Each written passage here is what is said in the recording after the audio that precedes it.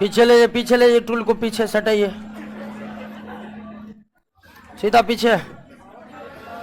आप ठीक है, आप बैठिए, उनके पीछे लगाइए, उनके पीछे।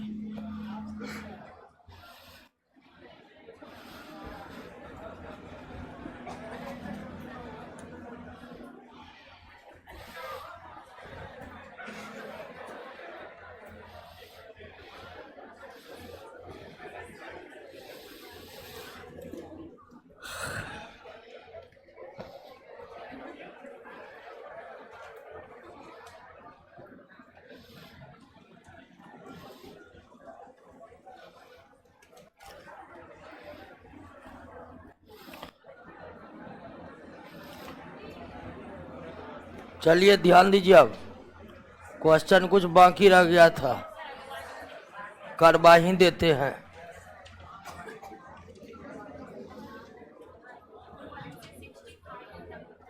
न्यूमेरिकल बनाए थे फिर से, हाँ दिक्कत नहीं हुआ था।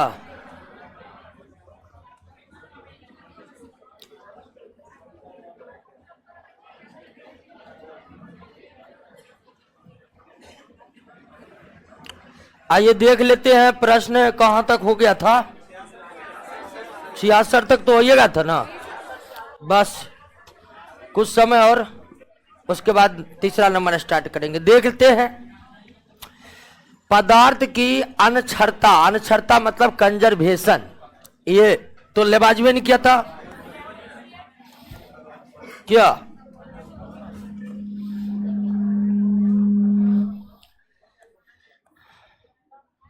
Law of conservation of matter का प्रतिपादन किसने किया था? कोई दिक्कत? बस वही नियम है, द्रव्यमान संरक्षण नियम भी किसने? देखिए law of conservation of matter यानी कि पदार्थ के अनुसरता या अनक्षरता का नियम या द्रव्यमान संरक्षण नियम एक ही बात है। पदार्थ नहीं नष्ट होगा तो निश्चित तौर पर द्रव्यमान भी नहीं नष्ट होगा, तो दोनों एक ही बात है। चाहे पूछ दे आपको द्रव्यमान संरक्षण नियम किसने दिया या law of conservation of matter पदार्थ के अनक्षरता का नियम किसने दिया, दोनों लेबाइजियर ने ही दिया है। अब दोनों एक ही नियम है, एक दूसरे के पर्यायवाची है। तीसरा नंबर देखिएगा, कार्बन मोनोक्साइड के सभी नमूनों में कार्बन और ऑक्सीजन का अनुपात, कार्बन का 12 AMU, ऑक्सीजन का 16 AMU, 4 तिया 12, 4 चौका 16, तो 3:4 रहता है।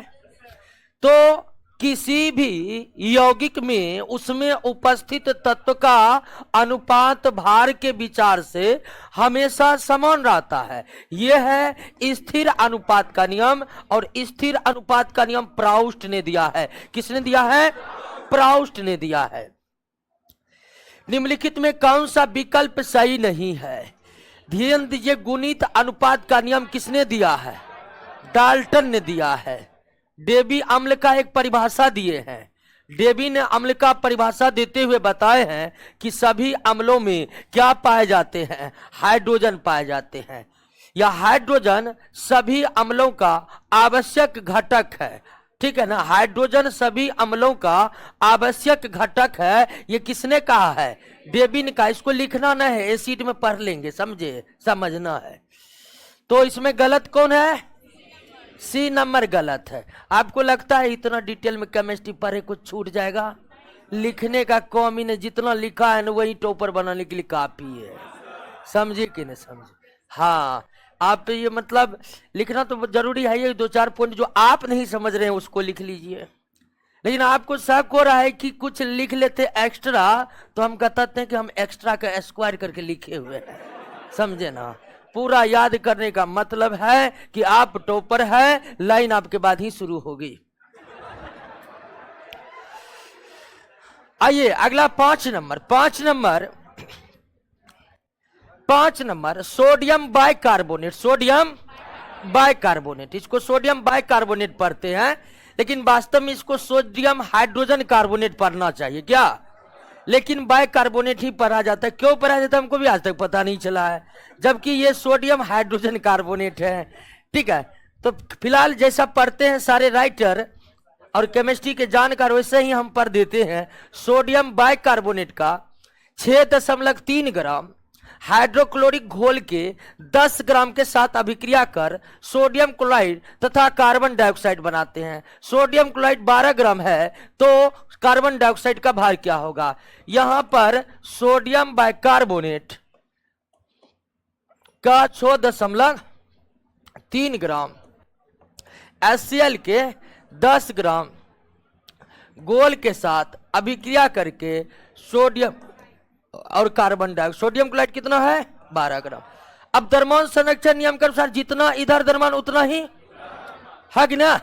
द्रव्यमान संरक्षण नियम कारण टोटल इधर जितना द्रव्यमान टोटल उधर, तो इधर टोटल 1016.3, उधर कितना है? 12.034, तो 4.3 द्रव्यमान किसका होगा? 4.3 ग्राम किसका होगा जी? कार्बन डाइऑक्साइड का। क्यों होगा? द्रव्यमान संरक्षण नियम के कारण।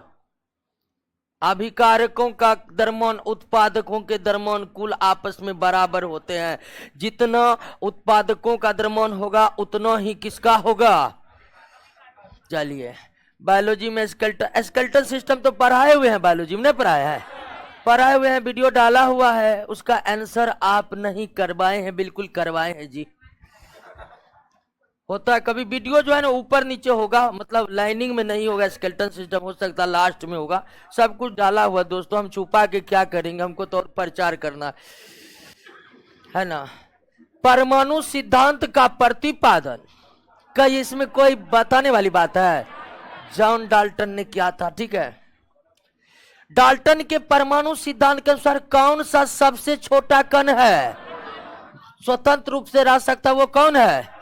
परमाणु। ये कथन अब गलत हो चुका है। परमाणु सबसे छोटा कण तो है लेकिन वो स्वतंत्र नहीं रह सकता, बहुत क्रियाशील होते, बहुत रिएक्टिव होते। परमाणु अभाज्य है, मतलब विभाजित नहीं है। ये सर्वप्रथम किसने प्रतिपादित किया था? डाल्टन ने प्रतिपादित किया था। सर्वप्रथम डाल्टन ने प्रतिपादित किया था। डाल्टन के परमाणु सिद्धांत के द्वारा रासायनिक संयोग के नियमों की व्याख्या की जा सकती है, बिल्कुल। और डाल्टन के नियम के सबसे बड़ी फायदे यही थे कि उनके द्वारा हम चारों रासायनिक संयोग के नियम को बिल्कुल प्रूव्ड कर सकते हैं, व्याख्या कर सकते हैं। रासायनिक संयोग के नियमों की व्याख्या नहीं की जा सकती। गेलुसे के नियम को समझाया जा सकता? बिल्कुल नहीं। इसका आंसर क्या होगा? ए। ये नहीं होगा। गेलुसे का गैसीय नियम को हम डाल्टन के परमाणु सिद्धांत पर नहीं समझा सकते हैं। तो डाल्टन के परमाणु सिद्धांत द्वारा रासायनिक संयोग के नियमों की व्याख्या की जा सकती है। नेक्स्ट, निम्नलिखित में कौन सा एक सही नहीं है? किसी तत्व के सभी परमाणु समान होते हैं, बिल्कुल सही है।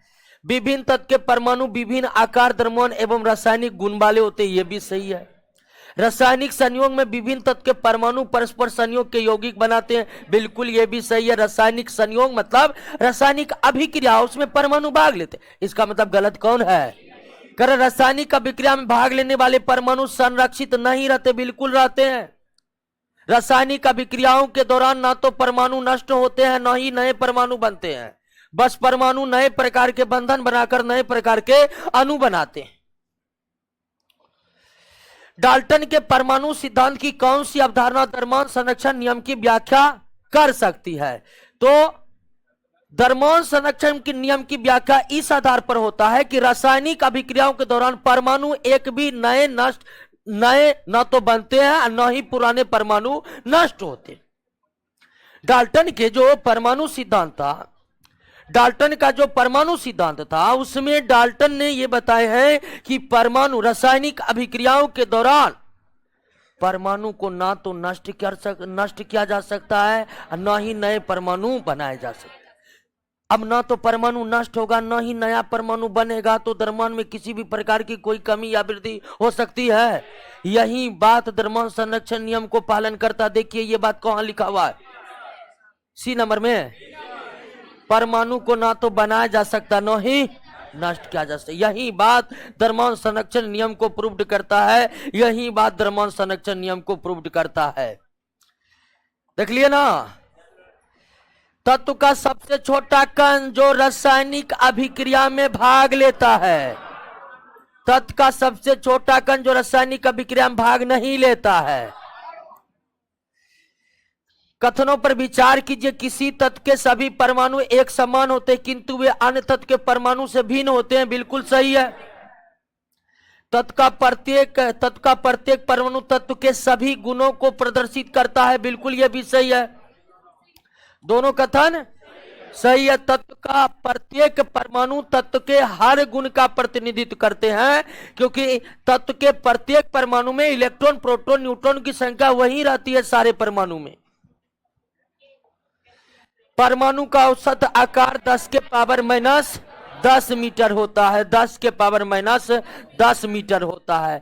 किस तत्व का परमाणु सबसे छोटा है? हाइड्रोजन। जितना अधिक परमाणु संख्या होगा तत्व का परमाणु उतना बड़ा होगा।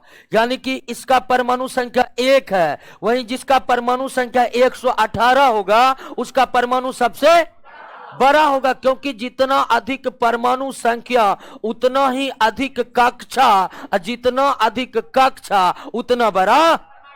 तो आप जानते हैं कि हाइड्रोजन का परमाणु संख्या 1 होता है, बेचारा में 1 ही सेल है। निम्नलिखित कथनों पर विचार कीजिए। यौगिक के सूक्ष्मतम कण को जॉन डाल्टन ने यौगिक अणु कहा था। बिल्कुल सही है। सही है। यौगिक के सूक्ष्मतम कण को जॉन डाल्टन ने यौगिक अणु कहा था और सर्वप्रथम एवोगाड्रो ने यौगिक के सूक्ष्मतम कण को अणु नाम दिया। दोनों कथन क्या है?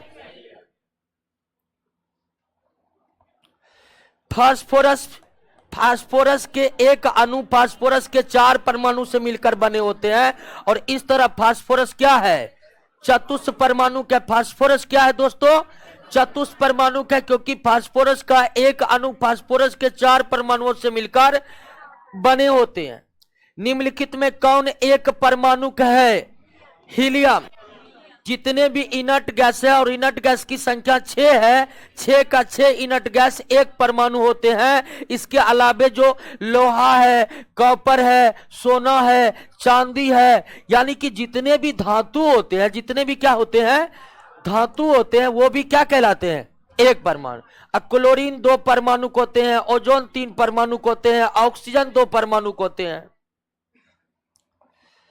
निम्नलिखित में कौन सा कथन असत्य, उत्कृष्ट या निष्क्रिय गैस एक परमाणु होते? सही है।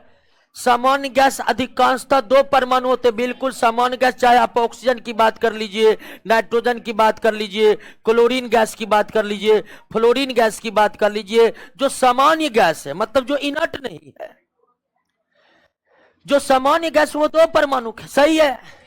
ओजोन गैस 3 परमाणु होते, ये भी सही है। जल के अणु बहु परमाणु होते। गलत है। जल के अणु 3 परमाणु होते हैं। जल के अणु क्या होते हैं? 3 परमाणु होते हैं। जल के अणु 3 परमाणु होते हैं। ये गलत है दोस्तों। निम्नलिखित में कौन सी जानकारी किसी तत्व के रासायनिक संकेत से प्राप्त होता है? जैसे ये रासायनिक संकेत, इससे ये पता चल रहा है कि तत्व लोहा है। तत्व के एक परमाणु का प्रतिनिधित्व करता है रासायनिक संकेत। तत्व के एक परमाणु के द्रव्यमान का प्रतिनिधित्व करता है रासायनिक संकेत। यानी कि इन सब की जानकारी मिलती है रासायनिक संकेतों के द्वारा। निम्नलिखित कथनों पर विचार कीजिए। पदार्थ का सूक्ष्मतम कण जो मुक्त अवस्था में नहीं रहता है एवं रासायनिक अभिक्रियाओं में भाग लेता परमाणु है। बिल्कुल सही है।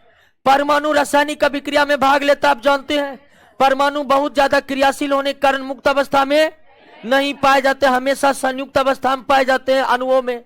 तो यह सही है। पदार्थ के सूक्ष्मतम कण जो मुक्त अवस्था में रहता अणु कहलाता है।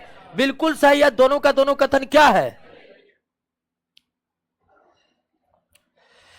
धातु तत्व की परमाणुकता भी तुरंत बताए कितना होता है? 1 होता है। हालांकि होता तो ज्यादा है, लेकिन मान लिया गया है कि कितना होता है? 1 होता है। जैसे मान लिया गया कि कार्बन का परमाणु द्रव्यमान 12 AMU ही होगा, ना उससे कम न ज्यादा, उतना ही होगा। कार्बन क्या है? कार्बन एक परमाणु। कार्बन क्या है? एक परमाणु। कार्बन एक के परमाणु है ना, एक परमाणु का। निम्नलिखित पर विचार कीजिए। अणुओं का निर्माण समान तत्वों के 2 या अधिक परमाणुओं के संयोजन से होता है। बिल्कुल अणुओं का निर्माण समान तत्व, जैसे कि H2 अणु है, इसका निर्माण हाइड्रोजन यानी समान तत्व के परमाणु से हुआ है, या अधिक परमाणुओं अणुओं का निर्माण समान तत्वों के दो या अधिक परमाणुओं के संयोजन से होता है। बिल्कुल सही है। जैसे फास्फोरस में 4 फास्फोरस का परमाणु है जो समान परमाणु ही है। अणुओं का निर्माण भिन्न भिन्न तत्वों के परमाणु द्वारा होना संभव नहीं है, गलत। अणुओं का निर्माण समान परमाणुओं से भी हो सकता है और अलग अलग परमाणुओं से भी हो सकता है। जैसे कि अमोनिया का अणु का निर्माण हाइड्रोजन और नाइट्रोजन के परमाणुओं से हुआ है। तो अणुओं का निर्माण समान तत्व के भी परमाणु से संभव है और अणुओं का निर्माण भिन्न भिन्न तत्वों के परमाणु से भी संभव है। यह कथन क्या है? गलत है। सही है केवल कौन? एक ही केवल सही है। 28 का डी, चंदन बिंद 28 पर चला गया है। देखिए ऑनलाइन वाला फास्ट पूरा।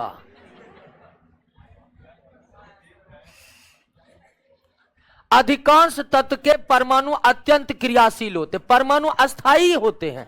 परमाणु अस्थायी तब अणु अथवा आयन के रूप में, जब परमाणु इलेक्ट्रॉन त्याग कर या ग्रहण कर आयन बन जाए या परमाणु आपस में बंधन बनाकर अणु बन जाए तो परमाणु अस्थायी हो जाते हैं। परमाणु क्या हो जाते हैं? अस्थायी हो जाते हैं। क्लियर है दोस्तों? किसी पदार्थ के अणु में विद्यमान परमाणुओं की संख्या क्या कहलाती है? परमाणुकता कहलाती है, अंग्रेजी में एटोमिसिटी कहलाती है। नेक्स्ट, निम्नलिखित में कौन एक परमाणु का अणु के रूप में रहता है? तो ऑर्गन इनर्ट गैस है ना। जितने भी इनर्ट गैस है सब एक परमाणु है। जितने भी इनर्ट गैस है सब किसी पदार्थ का रासायनिक सूत्र, जैसे कि कैल्शियम कार्बोनेट एक रासायनिक सूत्र है, पदार्थ के नाम को प्रदर्शित करता। बिल्कुल जैसे हम ये सूत्र देखकर बोल दिए कि ये कैल्शियम, पदार्थ के एक अणु को प्रदर्शित करता। बिल्कुल ये एक अणु है, इसको 2-4 बनाना है तो आगे लगाना होगा, तब ये 4 परमाणु को क्रिएट करेगा। तो एक रासायनिक सूत्र जो है एक ही अणु को प्रदर्शित करता है। पदार्थ के अणुओं के एक मोल को प्रदर्शित करता है। बिल्कुल एक अणु को भी प्रदर्शित करता है और एक मोल को भी प्रदर्शित करता है। रासायनिक सूत्र ये तीनों का प्रदर्शन करता है। नेक्स्ट, क्या होगा जी इसका? लगता है ये गलत है। सोडियम फॉस्फेट, फॉस्फेट का 3 होता है ना, सोडियम का तो Na3 होगा, Na3 होगा, PO4 होगा, Na2 लिखल है तो कौन सम्मिलित नहीं है ये। अब बाकी BCD को चेक करिए, तो चेक करिएगा।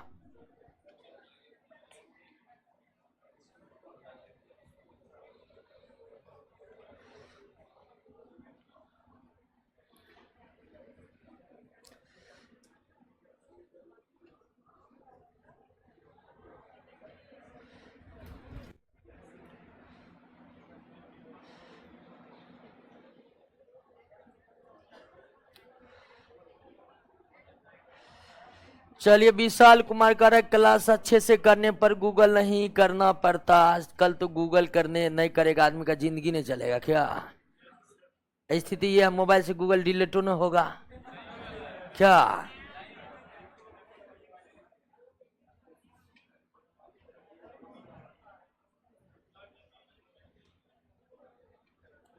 सब सही है? इतना लेट करिएगा जी। सही है, सब सही है। चलिए तो हम चेक कर रहे थे, देख रहे थे कितना जल्दी सही। निम्नलिखित में कौन मोनोवायलेंट तत्व है जिसकी वैलेंसी 1 होती है? ध्यान रखिएगा, जिसकी वैलेंसी 1 वही है mono. Sodium, silver, iodine, aluminium. Aluminium की वैलेंसी क्या है? ये टेट्रा वायलेंट हुआ। 1 वैलेंसी वाला मोनोवायलेंट, 2 वैलेंसी वाला डाइवैलेंट, 3 वैलेंसी वाला टेट्रावायलेंट कहलाता है। तो कारक की कौन एक बंधक तत्व नहीं है? एल्युमिनियम। एल्युमिनियम त्रिबंधक तत्व है यानी टेट्रावायलेंट का एलिमेंट है, क्योंकि एल्युमिनियम की वैलेंसी कितनी? 3। पारे द्वारा दर्शाई जाने वाली संयोजकता 1 और देखिए पारा धातु ये माइनस में संयोजकता नहीं बताएगा। 1 और 2। बाइकार्बोनेट HCO3 और बाइकार्बोनेट की वैलेंसी कितनी होती है? 1 या 2? एक होती है, बाइकार्बोनेट की वैलेंसी एक होती है, जबकि इस पर दो वैलेंसी दिया हुआ, इसलिए नहीं होगा, ये होगा। समझे कि नहीं? निम्नलिखित में कौन सा तत्व परिवर्तनशील संयोजकता को प्रदर्शित करता? सब। तांबा की वैलेंसी एक भी होती है, दो भी होती है, पारा की वैलेंसी एक भी होती है, दो भी होती है, लोहा की वैलेंसी दो भी होती है और तीन भी होती है। तो ये तीनों ही परिवर्तनशील वैलेंसी को रिप्रेजेंट करता है। निम्नलिखित के कथनों पर विचार कीजिए। और पहला कथन है कि रासायनिक रूप से बंधित दो या अधिक परमाणुओं का एक विद्युत उदासीन समूह अणु कहलाता है। बिल्कुल सही है। रासायनिक रूप से बंधित दो या अधिक परमाणुओं का एक विद्युत उदासीन समूह अणु कहलाता है। यह बिल्कुल सही है। अणु विद्युत उदासीन होते हैं परमाणुओं की तरह। किसी तत्व के सभी अणु सदृश परमाणुओं के बने होते हैं। बिल्कुल, एक तत्व के सभी अणु में समान तत्वों की ही उपस्थिति होती है। किसी यौगिक के अणु में विभिन्न तत्व के दो या अधिक परमाणु रहते हैं। बिल्कुल, यौगिक का निर्माण जब दो या दो से अधिक तत्वों से होता है तो निश्चित तौर पर यौगिक के अणु में विभिन्न तत्व के दो या अधिक परमाणु उपस्थित होंगे।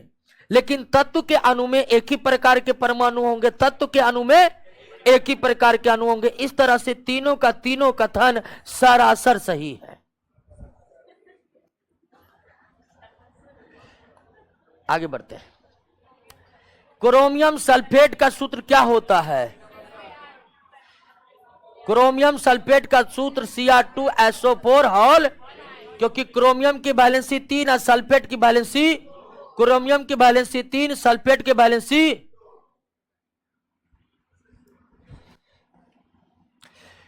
एक द्विसंयोजक तत्व, एक द्विसंयोजक तत्व M के क्लोराइड का सूत्र क्या होगा?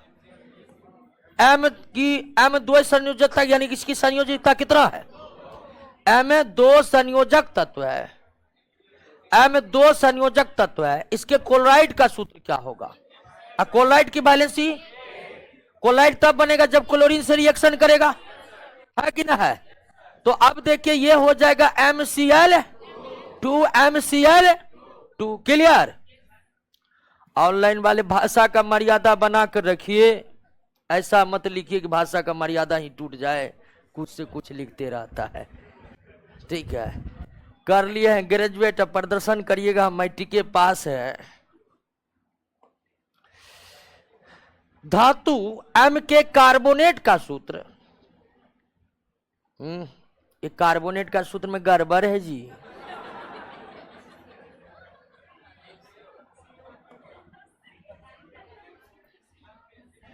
कार्बोनेट का सूत्र क्वेश्चन कर देते कैंसिल। ये कार्बोनेट का सूत्र कि M की कार्बोनेट का सूत्र देखकर कार्बोनेट की वैलेंसी पता चलती है। अगर हम M2CO3, कार्बोनेट का CO3 और कार्बोनेट की वैलेंसी 2, कार्बोनेट की 2 है ना, तो कार्बोनेट का 2 है, तो उसके क्लोराइड का सूत्र क्या होगा? तो अगर M2O3 की जगह M2CO3 लिखिएगा तो इससे क्लियर हो रहा है कि M की वैलेंसी कितना है? 1। अगर मान लीजिए कि M के कार्बोनेट का सूत्र M2O3, जो गलत है क्वेश्चन में, M2CO3 कर दे, क्या कर दे? M2CO3 कर दे, तो इससे पता चल जाता है कि M की वैलेंसी 1 है। और अगर M की वैलेंसी 1 है तो इसके क्लोराइड का सूत्र MCl होगा। तो आप M2O3 की जगह M2CO3 लिख दीजिए, तब आपका आंसर क्या हो जाएगा? A हो जाएगा।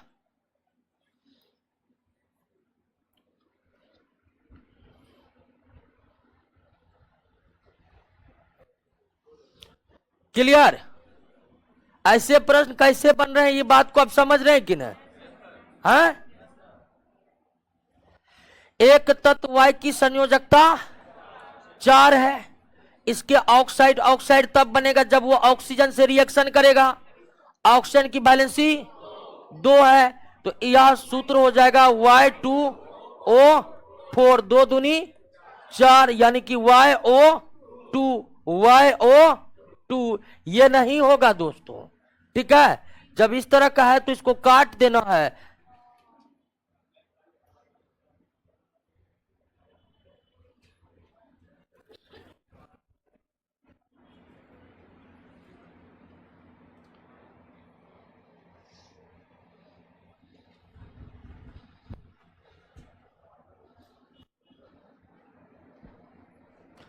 नीतीश कुमार मंडल को ब्लॉक कीजिए, तो नीतीश कुमार मंडल देखे, ब्लॉक कीजिए उसको।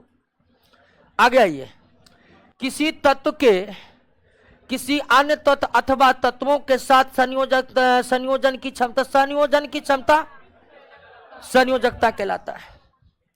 संयोजन की क्षमता क्या कहलाता है? संयोजकता कहलाता है। किसी तत्व का किसी अन्य तत्व अथवा तत्वों के साथ संयोजन का क्षमता क्या कहलाता है? संयोजकता कहलाता है, वैलेंसी कहलाती है। ध्यान दीजिएगा दोस्तों, सवाल बनाइए। यदि एक ऋणायन X के सोडियम लवण का सूत्र N2X है, अगर सोडियम लवण का सूत्र N2X है तो इसका मतलब है कि X की वैलेंसी 2 और सोडियम की वैलेंसी 1 है ना? है। अगर यदि एक ऋणायन X के सोडियम लवण का सूत्र N2X है तो X की वैलेंसी 2, सोडियम की वैलेंसी 1 होगा कि ना होगा?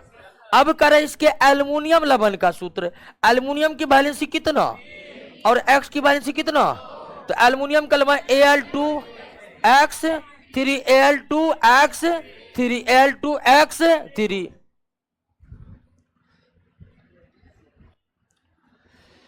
निम्नलिखित में कौन त्रिबंधक ट्राइवैलेंट तत्व वो है जिसकी वैलेंसी 3 होती है? जिसकी वैलेंसी कितनी होती है? Boron, hydrogen, helium, lithium, beryllium, boron का कितना हो गया? 5 हो गया ना, 2 और 3। हाँ, वैलेंसी कितना हो गया? बोरॉन का 3 हो गया, ठीक है। कार्बन का 4, सोडियम का 1, जिंक का 2। क्लियर? देख लेते हैं इसको दोस्तों।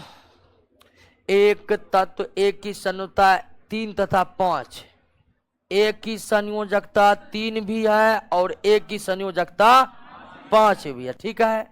एक दूसरे तत्व B की संयोजकता 2 है, एक दूसरे तत्व B की संयोजकता 2 है। तो इस प्रकार बने यौगिक का सूत्र क्या होगा? ध्यान दीजिए, यहां A2B3 होगा, A2B3 A2B5, ठीक है ना। A2B3 और A2B5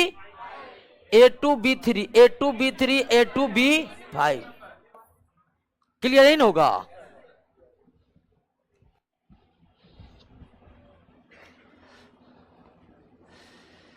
तत्व A और B की संयोजकता क्रमशः 3 और 2 है। तत्व A और B की संयोजकता 3 और इन तत्वों के यौगिक से बने सूत्र का, तो A और B की संयोजकता 3 और 2 है, तो A2B।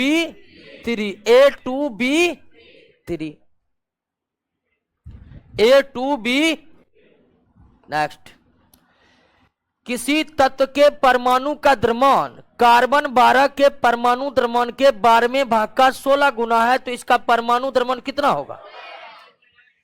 एक तत्व का कार्बन 12 के एक परमाणु द्रव्यमान, कार्बन 12 का एक परमाणु द्रव्यमान कितना हुआ? 12 में। उसका 12वां भाग कितना हुआ? 1 mu, और उसका 16 गुना, तो 1 mu का 16 गुना बराबर कितना? 16 mu। इसका मतलब परमाणु द्रव्यमान कितना है? एक तत्व का कार्बन 12 के एक परमाणु के 12वें भाग का 16 गुना है परमाणु द्रव्यमान। समझे कि नहीं? और यह तत्व ऑक्सीजन है। कौन है?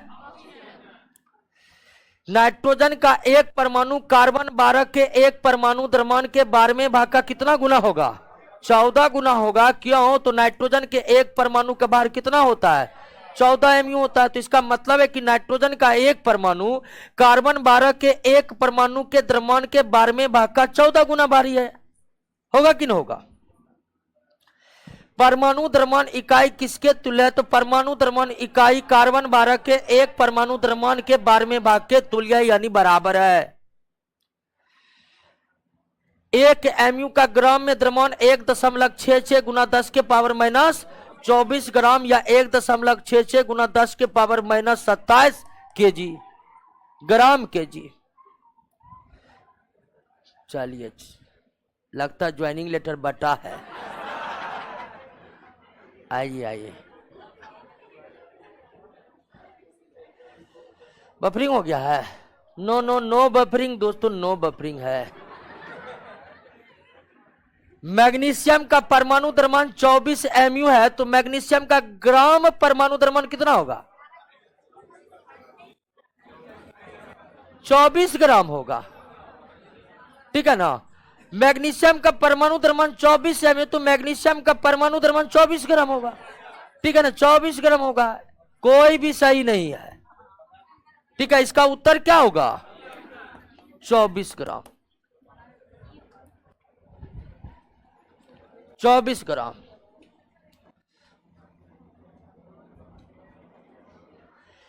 निम्नलिखित कथनों पर विचार कीजिए।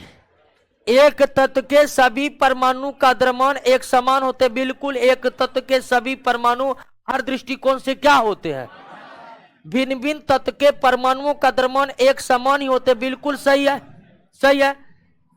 तो दोनों कथन, इसका अपवाद केवल समस्थानिक है, समस्थानिक अपवाद है, तो वो अपवाद अपवाद रनी दोनों। ध्यान दीजिएगा कि ऑक्सीजन और बोरन के यौगिक में 0.24 ग्राम नमूने के विश्लेषण से बोरन के 0.96 ग्राम और ऑक्सीजन के 0.144 ग्राम पाए गए। यौगिक में बोरन तथा ऑक्सीजन की प्रतिशत मात्रा कितनी है? तो ये तो मैथ वाला सवाल है जी। इतना ग्राम में पहले बोरन निकाल लेते, में बोरन 9.096 ग्राम है, तो 1 ग्राम में कितना होगा? 0.096 बटे 0.24। अब परसेंटेज निकालना है तो कितना हम निकालेंगे? 100 में 0.96 अब बटे 0.24 गुना 100। देखिए दशमलव हटा दें, 24 से कटेगा 4, तो कितना परसेंट? 40%। अब बोरोन अगर 40% है तो निश्चित तौर पर ऑक्सीजन 60% होगा कि नहीं? वैसे अपनी निकाल सकते हैं। तो इतना क्या हुआ? 49 नंबर, 49 नंबर, अच्छा अरे 49 नंबर। एक तत्व के सभी परमाणु का द्रव्यमान एक समान होते हैं। जैसे कॉपर है, कॉपर का परमाणु द्रव्यमान कितना हुआ? 63.5। तो कॉपर के सभी परमाणु का द्रव्यमान इतने होगा। एक तत्व के सभी परमाणु में इलेक्ट्रॉन, प्रोटॉन, न्यूट्रॉन की संख्या बिल्कुल समान होती है, उसका द्रव्यमान क्या होता है? समान होता है। भिन्न भिन्न तत्व के परमाणु का द्रव्यमान एक समान, जैसे सोडियम है, सोडियम के एक परमाणु का द्रव्यमान कितना है? 23। तो अलग अलग तत्व के परमाणु का द्रव्यमान अलग होता है, एक ही तत्व के सभी परमाणु का द्रव्यमान एक समान होता है। दोनों कथन सही है, क्लियर? कोई दिक्कत?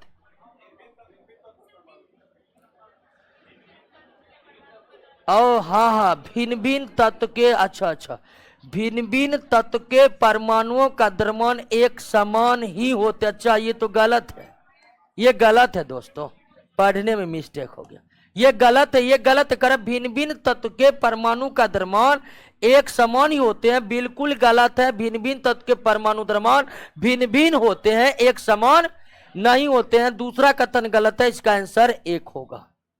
क्लियर? आगे बढ़े, सही कर लीजिएगा। 49 नंबर, ऑनलाइन ऑफलाइन सब। ये सवाल में तो कोई दिक्कत नहीं जी, ये तो सीधा कहिए मैथ का सवाल है, ठीक है ना। डाल्टन के परमाणु सिद्धांत के कुछ कथन पूर्ण रूप से सत्य नहीं है। निम्नलिखित में कौन सा कथन है? परमाणु अविभाजित, अविभाज्य, यह भी पूर्ण रूप से सत्य। एक तत्व के सभी परमाणु निश्चित रूप से एक समान द्रव्यमान को होते हैं। इसमें भी हल्का गलती है। किस रूप में? समभारिक के रूप में नहीं, समस्थानिक के रूप में। भिन्न भिन्न तत्वों के परमाणु द्रव्यमान भिन्न भिन्न होता है, यह भी आंशिक रूप से कुछ गलत है। वैसे हम जॉन डाल्टन के परमाणु सिद्धांत के 3 दोष बताए थे और तीनों दोष यही बताए थे कि नहीं? इसका आंसर क्या होगा? डी होगा।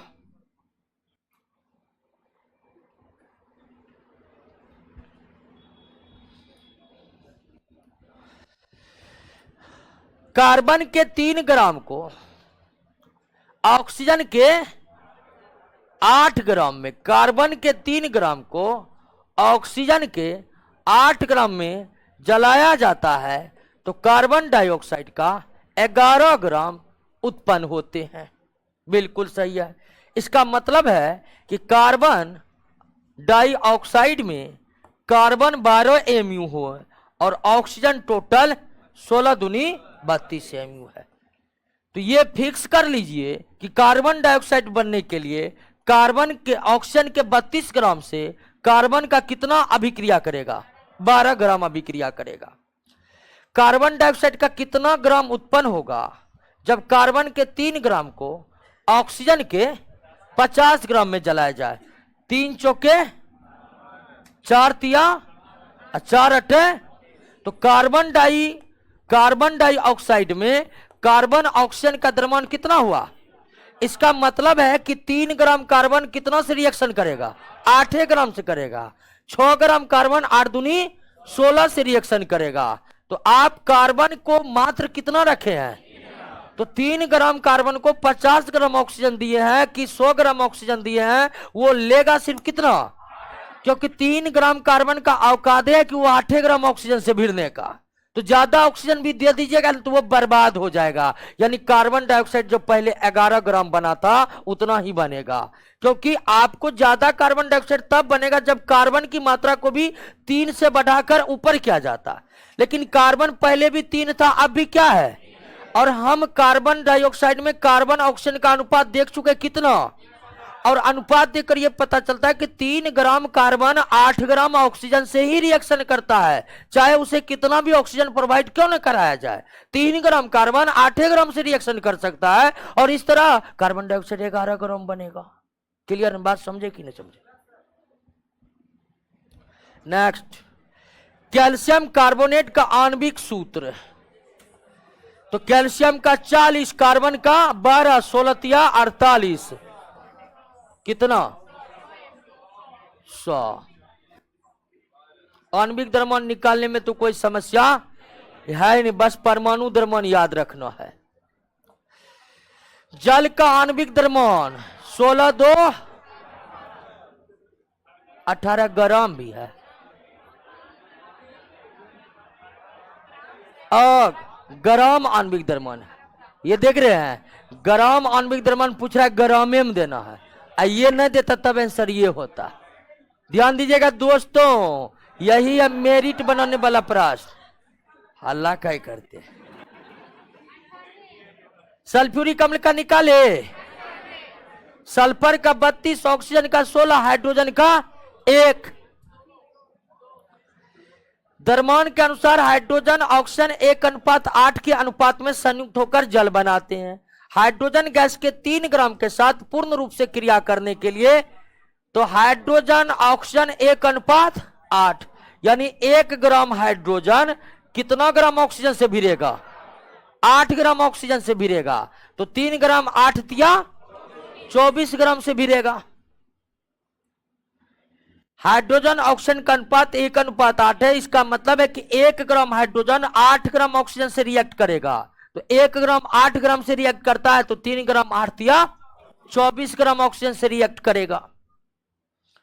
सोडियम का लैटिन नाम है नाइट्रियम है। फेरम लोहा का, क्यूप्रम कॉपर का, कैलियम पोटेशियम का, कैलियम पोटेशियम का लैटिन नाम है। हाइड्रागैरम, हाइड्रागैरम मरकरी का है। हाइड्रागैरम किसका है? मरकरी का।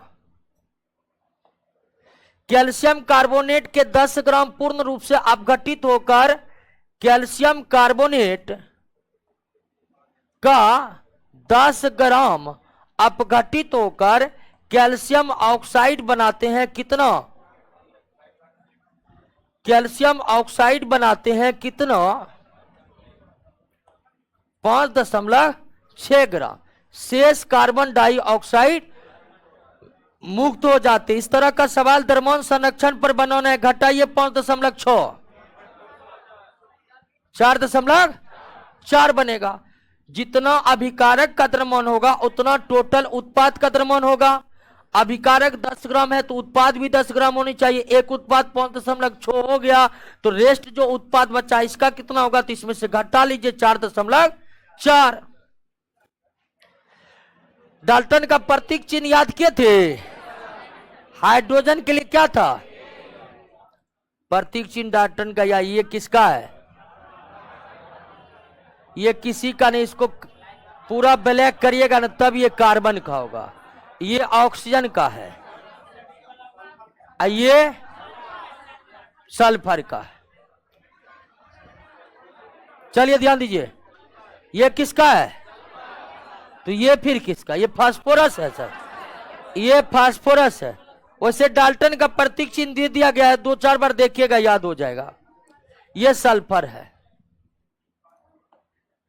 मैग्नीशियम और ऑक्सीजन के द्रव्यमान का अनुपात। मैग्नीशियम ऑक्सीजन के द्रव्यमान का अनुसार 3:2 के अनुपात में संयोग करके मैग्नीशियम ऑक्साइड बनाते हैं।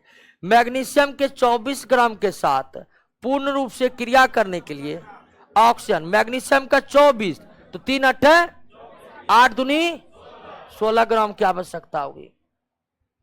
यानी 3 ग्राम मैग्नीशियम को 2 ग्राम ऑक्सीजन चाहिए, तो 24 ग्राम मैग्नीशियम को 16 ग्राम ऑक्सीजन चाहिए। बात समझे कि नहीं समझे? अनुपात अगर मैग्नीशियम ऑक्सीजन का 3:2 है, मैग्नीशियम ऑक्सीजन का अनुपात 3:2, इसका मतलब है कि 3 ग्राम मैग्नीशियम को 2 ग्राम ऑक्सीजन चाहिए। अब 3 ग्राम मैग्नीशियम को 2 ग्राम ऑक्सीजन चाहिए तो 24 ग्राम मैग्नीशियम को कितना ऑक्सीजन चाहिए? 16 ग्राम चाहिए।